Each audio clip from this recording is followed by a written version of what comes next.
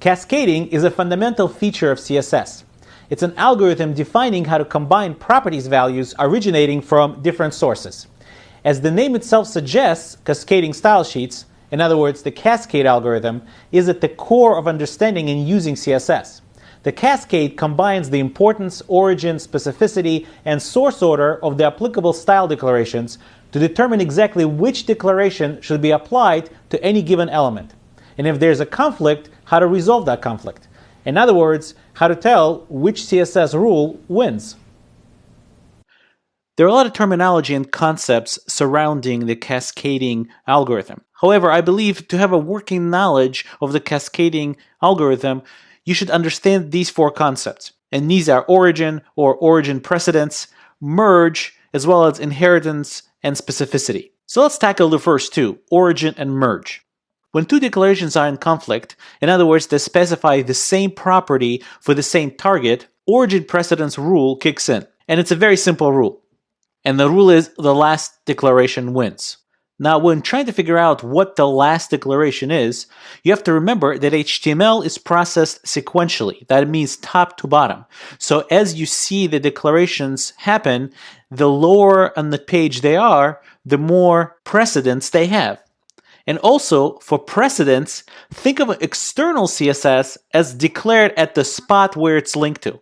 So usually it's declared in the head somewhere, but there could be other styles that are declared in the head. And to figure out which one was declared last, imagine that the entire contents of an external CSS file were cut and pasted straight into the head portion where that external CSS is declared. When different CSS declarations do not conflict, that is, they still target the same element, but the CSS properties with which they target that element are different, there's even a simpler rule, and that is that declarations merge. So a declaration for example, font size and a declaration for color, since they're two different properties, when they're targeted to the same element, even if they're targeted from two different origins, they will merge into one, and the element will get both the font size and the color. Let's take a quick look at an example of that in code. Okay, so here I am in Sublime Text, and I'm looking at origin.html that is located in the examples lecture 17 folder. Let me go ahead and hide the sidebar so we could see the file a little bit better. So to go over the structure of our HTML, in the head we have a link that links our external.css, which is also located in the same folder as this file. And you can see that file is right here, and it specifies that every paragraph tag should have font size increased to 130%, the background will be gray, and the color of the text will be white. Now, right after that, we have a style tag, again, still in the head, that overrides the P element and says that the color, that is the text color, should be maroon. Now, when we get to the actual viewable content, we have a couple of paragraphs here. The first one is just a simple paragraph, and the second one is a paragraph where we've declared an attribute style and specified color of the text to be black. So let's take a look at the first paragraph. You can see that the background of the paragraph is gray, and the text color is maroon. Now, how do we get this gray and maroon? Well, let's take a look. We first declared external CSS. That's the first thing that comes in the HTML file. So remember, I told you to think about it as if we basically took these contents and pasted them straight into the spot. So basically, we've declared that we want the font size to be increased, the color should be, background color should be gray, and the color, the text color should be white. However, right after that, we turned around and overwritten that with another color declaration and said that the color, in fact, should be maroon.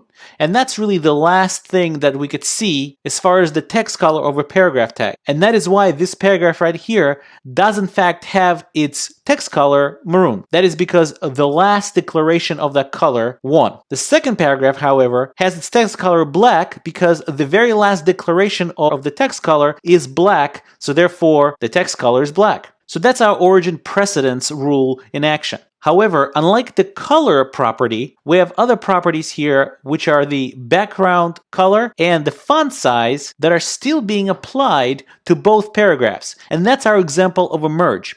In fact, if we right-click on this paragraph and go ahead and inspect the element, we could see that the first paragraph does in fact have the color maroon, and it's coming from origin.html, line 9. That's our style tag inside our head section. But you can see that it's showing you that other things apply as well. That background color is gray and the font size is 130. And the Chrome developer tools are clearly showing you here that we've overridden the color that was specified in external.css with our color maroon. And that's why you see the color crossed out here.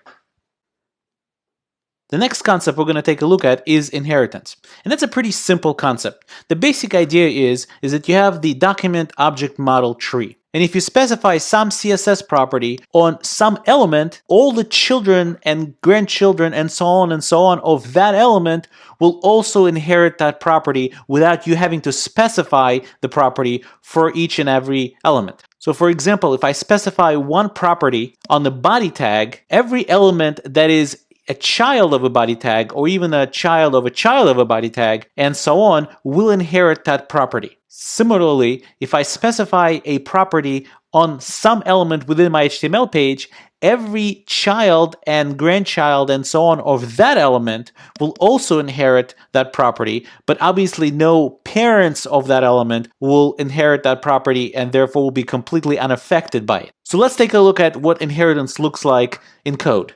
While inheritance in CSS is a pretty simple concept to understand, it happens to be a very powerful technique as well. It allows me to specify one rule and have all the children of the target element inherit that rule. Let's take a look at inheritance.html, which is also located in the same folder as the previous file. It's a very common practice to specify some declarations for the body tag. And the reason is obvious. Body is the top element in our HTML as far as the viewport is concerned. In it, I could specify some rules for the entire HTML document, and then using our cascade origin precedents, override some specific rules a little bit lower down the line while keeping everything else very consistent. So here in our example, as you could see, I specified that any text appearing in our document should be color red. And I also specified that everything should be aligned center, and, which is very common, to specify one font that will be consistent throughout the entire HTML document, in this case, Helvetica. Then what I did was I specified a particular color of the text just for paragraphs. And even though each paragraph will inherit color red, we're here to override that with color blue. Last, in the H2 tag here a little bit lower to the bottom, I'm using again the origin precedence rules to override the text color to green for this particular subheading too. And as you could see, our H1 here in the browser is red, and so is the first H2. And they're red even though I never specified H1 or H2 to be red. I just said that anything inside the body color should be red. And you notice that every single block level element here is centered. And the reason it's centered is because I specified again on the body that the text align should be center. Same goes for font family. It's Helvetica throughout the entire document. Again, I never specified text align or font family for every single element in the page, but I did specify it for the parent element, the body tag. So as you could see, this is pretty powerful.